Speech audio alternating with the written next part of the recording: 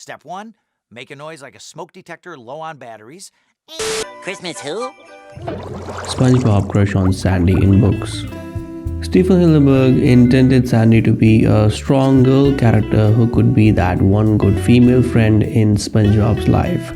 Good female friend, he said, and didn't want to imply any love interest in there. Regardless, time and again, we stumble upon signs to signify that if not Sandy, but SpongeBob might have a minor crush on Sandy, maybe without even knowing about it. We shouldn't be surprised, it's SpongeBob. Christmas who? He very well may have feelings for someone inside, and it just lives through it, knowing nothing of what it's all about that it's going through.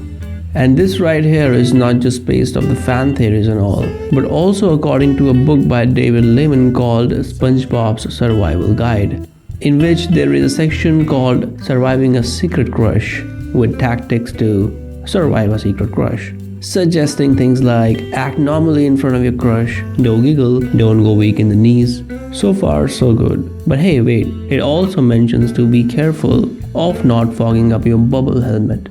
Okay. Followed by a mention of tree dome. So, the section clearly points towards someone in particular here. Any guesses? Allegedly, there is also a book that apparently while introducing SpongeBob ends with a sentence, and he has a crush on Sandy Cheeks. Well, that's pretty direct, ain't it? But about this particular book, that's all I know, without any other detail, not even the name of the book. So who knows? If you know, just let me know. Also, not to mention, there are many such books that can inform the uninitiated reader that SpongeBob and Sandy are like together, along with few of the misconceptions. And if you keep reading such SpongeBob books, especially unofficial ones, you'll realize how much different they are from the actual show. Fans suspect that this is maybe because the writers of those books are not necessarily familiar with everything about the storyline and characters, like how inexistent romance actually is between SpongeBob and Sandy in the actual cartoon. Or perhaps they simply presume some things or make stuff up, like linking the main male character in the show with his closest female friend, how usually things are thought to be in movies and all, sort of suppositions, pretty much like how we've been theorizing things. Some people argue that maybe Sandy too has a crush on him, but since that's not the topic here, rather than talking about it, let's just have a quick poll.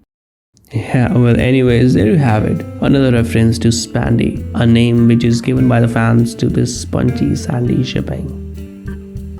Every flavor we have. Squidina in OG SpongeBob. Remember her? She is Squidina, Patrick's adopted sister according to the Patrick Star show. Name sounds convenient, right? You'd never confuse her for Squidward's sister instead. Oh wait, they made sure she has a last name Star? Well thanks, that should come handy. Or maybe she is the only one who's named right, as she's the only character who's a squid and has squid in her name as well.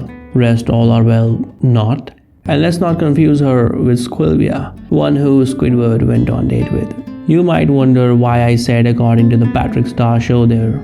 That is cause she also made a couple of appearances in the original SpongeBob series, but was never really introduced as Patrick's sister, or maybe wasn't yet planned to be. And then I guess we saw her in the season 23 episode Goofy Newbie as a waitress at the Goofy Goober ice cream party boat. Every flavor we have. Will you please just pick one? Well, it looks and sounds like her for sure. I mean, Alex Bale too said so. Isn't that Patrick's sister? Although she didn't seem to recognize Patrick, we can clearly assume that she might have had to pretend that she doesn't know him in fear of being kicked out of the job. Or maybe she just forgot about Patrick due to being indoctrinated by Goofy Goober. I mean, Alex Bale too said so.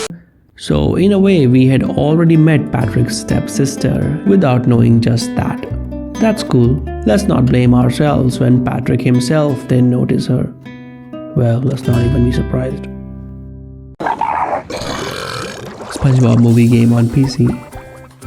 We talked about a couple of SpongeBob games in the very first year, and here we are again. Because if you keep digging into SpongeBob games, you'll know it's a rabbit hole in itself, reaching way beyond the mainstream ones that everybody mostly talks about. Beyond side-scrollers and 3D platformers we're well familiar with, the world seems to have forgotten completely about these SpongeBob computer games. Yes, computer games, with zero resemblance to their console counterparts we looked at earlier. Other than nostalgically valuable, you'll actually find them all to be quite entertaining as well. That is in case you're somehow able to get these games to work now, as they are not always compatible with the current versions of the operating systems we're all on these days. That being said, they mean childhood to many SpongeBob fans and gamers. Out of all of the PC SpongeBob games, like the SpongeBob SquarePants movie game, Operation Krabby Patty, Employee of the Month, Battle for Bikini Bottom, Tooncast Studio, Clash of Trident, Lights Camera Pants, Creature from the Krusty Krab Nighty Nightmare,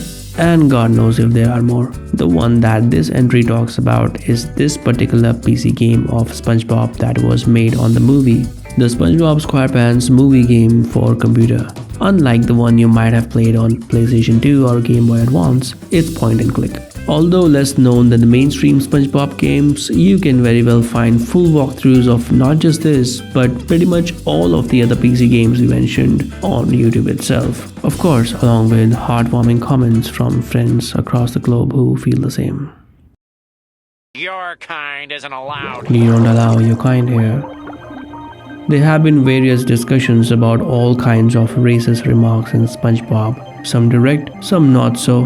One that you're likely to come across more often than not comes from the Season 2 episode Squidward, in which Squidward plans to move to Tentacle Acres, a place where octopuses looking for peace come to reside, away from the annoying intrusions from, say, starfishes and sea sponges. Okay, so right off the bat, one thing's for sure, that in an episode with such a plot, we're likely to find something or the other which very well could be seen as discrimination. And probably the writers didn't even notice it themselves and let this scene be in the episode, which they had no clue would be pointed out by many as an act of racism. Have a look. We're sorry, but your kind isn't allowed here. So is Squidward racist or not? Well, sure, if a gated area is reserved for a particular species, pretty much like humans not allowing dogs in a particular place, etc. But that ain't racism, maybe speciesism. Maybe let's move on. SpongeBob outro scared kids. I remember an old short video of mine in which I mentioned how the Lavender Town music from the Pokemon game would lead kids to just like the ability of making us feel happy or sad, the ever so mystical music theory seems to unfortunately also carry the potential of sometimes making us way too sad, or should I say depressed, or maybe as well. Especially in that young age when we are still learning, observing and learning to observe. Well, I'm glad at least this SpongeBob outro music didn't go to that extent. It just scared kids apparently. Yeah, how bad can that get?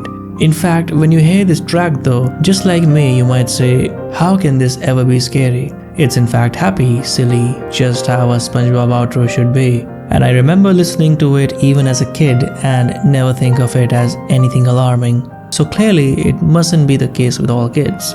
But looks like this makes some of us feel uncomfortable, and I completely understand. The so-called theme song of the so-called movie A Day with SpongeBob, which we discussed in the 4th tier, makes me feel a bit odd, and I can very well be all alone in that. Well, I'm sure there would be more examples of such songs that I can mention, so I completely get it that this can be bothersome to someone. Especially in the years of infancy, cause I learned how in music sometimes notes go in and out of the tune in order to create a certain situation or drama, suspense if you would, which we as adults understand, but kids still trying to understand stuff with zero grasp over the concept of drama itself see it as a weird mistake that spoils the whole experience for them, as it is said that in fact infants can tell when a wrong note is played in a musical piece, but they have not yet learned to absorb these scenarios where wrong notes actually turn out to be useful in order to establish a certain feeling. See it as not being able to get an adult joke. Such a sigh of relief when kids don't get those sneaky wordplays, yeah? As opposed to the case of such humor, in music apparently not understanding is less safe. This is in a nutshell of what I found about it anyway. But yeah, despite whether you found this music scary or not, either way, you're not alone. Knowledge can never replace. Patrick is smart. Okay, here we go again. Of course, if someone in a show is obviously shown as a... Okay, let's use a decent word. Shown as a fool by the writers themselves, why wouldn't there be a theory of him proving just the opposite of that? Because that's where the thrill lives. But after using Patrick as a meme so many times in situations to describe illogic and silliness, are we now going to theorize him actually being intelligent all of a sudden? I wonder how many Patrick jokes it is going to contradict. Well, despite, we are going to check out the instances that this theory is based off. Other than that one episode, by the way, which usually comes to mind time and again when we talk about Patrick's intelligence, the season 4 episode Patrick's Smart Pants. That shouldn't be considered, as all that was possible due to Patrick being under a brain coral. So let's check some other random examples when the wind in the Bikini Bottom blew just right for the starfish to absolutely amaze us. We could filter the CO2 through our ballast tanks, refire the engines, and ride the shockwave out of here. Wow.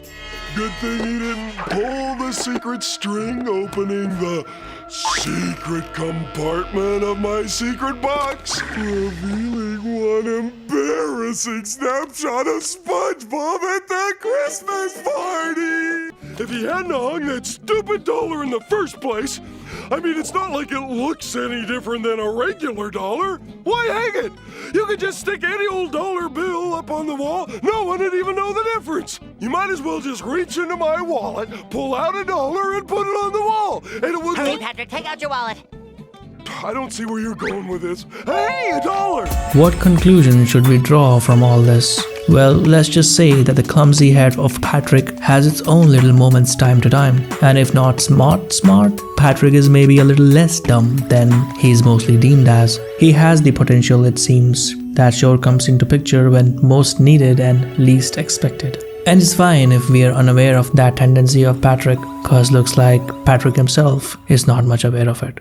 We're going through with your plan, Patrick. Yay! What plan? A monster. SpongeBob killed many people. As a child, did it ever happen to you that you're watching some cartoon show and someone kinda dies in it and you just cannot help but wonder about it for coming days while brushing your teeth after dinner and getting ready for the school next day? Just as bizarre these moments were back then, they remain today. It is also amazing to realize how they just let someone die or in a cartoon apparently made for kids. I'm in fact these days trying to write such a video on a cartoon. Any guesses? Well, one thing's for sure, more innocent looking the series is, darker the feeling it's likely to create when it suggests someone's demise. SpongeBob, being a perfectly normal and innocuous show, has a lot to offer to us in that regard. Immediately old fans might be attacked by images like these, or this one, or even this. There are, of course, many more. But if we're gonna do justice to the name of the entry, then tighten your seatbelts to have a look at this freak of a scene, which we're finishing off tier 6 with. Amy, will you marry me? Yes, I will!